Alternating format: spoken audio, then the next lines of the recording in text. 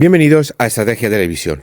La situación de las Fuerzas Armadas colombianas, como ya hemos mencionado en anteriores vídeos, es realmente preocupante. Y vamos a exponer por qué con datos concretos. Señores, la situación que se está viviendo actualmente con Donald Trump y demás no es algo que haya llevado a las Fuerzas Armadas colombianas a una situación de precariedad. La situación con Donald Trump puede llevar a que en el futuro no mejore, incluso empeore de forma drástica esta situación. Pero esto no se ha producido de noche a mañana. Esto se ha producido durante los 2 años de gobierno del actual dirigente, de Petro. ¿Cuál es realmente la situación de las Fuerzas Armadas colombianas? Pues las Fuerzas Armadas colombianas, que han visto cómo se ha reducido su personal y sus capacidades, se encuentran ahora mismo, de los últimos 25 o 30 años, el momento de mayor debilidad. ¿Por qué? Pues por 2 aspectos fundamentales. El primero de ello corresponde al personal y el segundo de ello al equipamiento. Señores, el máximo número de soldados con el que contó las Fuerzas Armadas colombianas en su ejército se ha reducido con la actual administración en más de 40.000 hombres. Más de 40.000 soldados que se han perdido desde Santos hasta Petro. 40.000 hombres son tranquilamente 4 divisiones completas. Estos datos no engañan a nadie. De hecho, en el último año, las Fuerzas Armadas de Colombia han perdido unos 20.000 efectivos. Solamente en el último año, unos 20.000 efectivos. Esta situación claramente es un reflejo de la realidad militar de Colombia. Pero esto no va de que se han perdido 20.000 efectivos. Porque, señores, junto a estos 20.000 efectivos que se han perdido, las fuerzas guerrilleras, narcoterroristas y demás han aumentado un 35% el número de, criminales, de delincuentes con los que engrosan sus filas. Y esto es igual de preocupante. No solamente es una cuestión de decir, bueno, es que hemos perdido efectivos, es que tenemos menos unidades. No. Además, los grupos criminales, los grupos narcoguerrilleros, han aumentado enormemente sus capacidades militares. No solamente respecto al número de efectivos que lo componen, sino también respecto a sus capacidades. Por ejemplo, la organización criminal del Golfo, pues tenía aproximadamente unos 7.000 miembros más nuevos en los últimos 2 años, desde que Petro es presidente. No solamente se ha tratado de, terminar o restar capacidades a las Fuerzas Armadas colombianas, sino que además los grupos guerrilleros, los grupos narcotraficantes y narcoterroristas han visto cómo se han reforzado. Pero no solamente es una cuestión de hombres, también es una cuestión de medios y capacidades. Para que os hagáis una idea, por ejemplo, ahora mismo las Fuerzas Armadas de Colombia tienen operativos solamente el 60% de sus helicópteros y el 30% de sus aviones. Sí, señores, solamente el 30% de sus aviones están en condiciones de poder volar. El otro 70% restante o bien están pendientes de mantenimiento y reparaciones, o bien directamente se los da por perdido y no tienen capacidades para volar. Y esto afecta a todas las aeronaves, a todas, incluidas los Super Tucano, que ahora mismo pues es la más capaz, lo que cuenta las Fuerzas Armadas de Colombia. Una situación que es realmente grave. Vuelvo a repetir, solo están disponibles 3 de cada 10 aviones. Esto, por supuesto, afecta a los aviones de inteligencia, a los aviones de guerra electrónica y demás, que durante tantos años, con la ayuda de Estados Unidos, las Fuerzas Armadas de Colombia habían conseguido entrar en dotación y operarlos para la lucha contraguerrillera, contraterrorista. Lo mismo pasa con los helicópteros. En este caso, la situación de los helicópteros es un poquito mejor, pero también se han perdido enormemente capacidades operativas.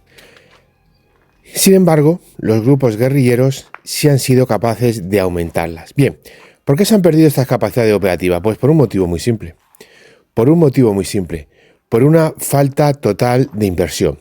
Porque Petro, como ha hecho por ejemplo Boric en Chile, y como hacen todos los gobiernos de izquierdas, cuando llegan al poder actúan contra los militares. ¿Por qué actúan contra los militares? ¿Por desidia? ¿Por odio? Bueno, tradicionalmente la izquierda iberoamericana, al contrario, por ejemplo, que la izquierda española, la izquierda iberoamericana ha apoyado bastante a las Fuerzas Armadas. Ahí vemos, por ejemplo, cuando llegó Castro al poder, o otros líderes, cómo los ejércitos mejoraron. Y tenemos el caso de Chávez. Chávez con Venezuela mejoró muchísimo las Fuerzas Armadas, compró mucho equipamiento nuevo a través del petróleo, pero parece ser que esa tendencia se ha ido reduciendo. ¿Por qué? Bueno, tenemos que tener presente que, por ejemplo, Boric o por ejemplo Petro no tienen esa, digamos, dinámica que tenía Chávez. Chávez fue un dictador y Chávez quería implantar una dictadura comunista y lo consiguió. De hecho, lo hizo también que dejó a un burro de sucesor y el burro sigue siendo dictador. Por lo tanto, muy mal no se le dio. El caso de Boric o Petro es diferente. Ellos, por lo menos, sobre todo en el caso de Boric, no ha dado ningún paso para instaurar ningún tipo de dictadura, ni mucho menos. Nos pueden gustar más o menos sus métodos, nos pueden gustar más o menos sus ideales, pero lo cierto es que son bastante respetuosos con las reglas democráticas. Por ejemplo, ninguno de ellos está intentando instaurar una dictadura como está haciendo el criminal de Sánchez en España. Esto es algo que hay que tener muy presente. Quizás, como no tienen esa idea de una perpetuación en el poder ni de instaurar una dictadura, pues a las Fuerzas Armadas de sus países la están mirando de forma diferente. No la están potenciando y no solamente no las están potenciando, sino que están terminando con sus capacidades. Porque al final la situación de Chile es bastante parecida a la situación de Colombia. En Chile hemos visto cómo los militares se han quejado, como han puesto de manifiesto la falta de inversión, los problemas que tienen para poder disponer de soldados profesionales sin tener que recurrir a los reclutas, en fin, una serie de circunstancias que se asemejan bastante a la de Colombia. De hecho, como ya hemos dicho en varias ocasiones en este canal, la capacidad operativa de la flota de los F-16, sobre todo los F-16 MLU de Chile, se ha visto bastante reducida. Se han visto bastante reducidas no solamente sus horas de vuelo, que nunca han sido nada del otro mundo precisamente, y que apenas han superado las 100 horas anuales, sino también se han visto enormemente reducida la capacidad operativa de las mismas aeronaves y la propia disponibilidad. Como ya hemos dicho aquí, aproximadamente un tercio de esos aviones no vuelan, por H o por B, pero directamente no vuelan. ¿Esto tiene solución? Sí, claro, tiene solución, cambiando al gobernante. No es un chiste, es la realidad. La única forma que tiene realmente de poder cambiar esto, de poder solucionar esto, es cambiar al gobernante y apostar por alguien que realmente crea en las Fuerzas Armadas. Porque ya lo hemos visto en Argentina con los Kirchner, y lo estamos viendo en Chile, y lo estamos viendo en Colombia.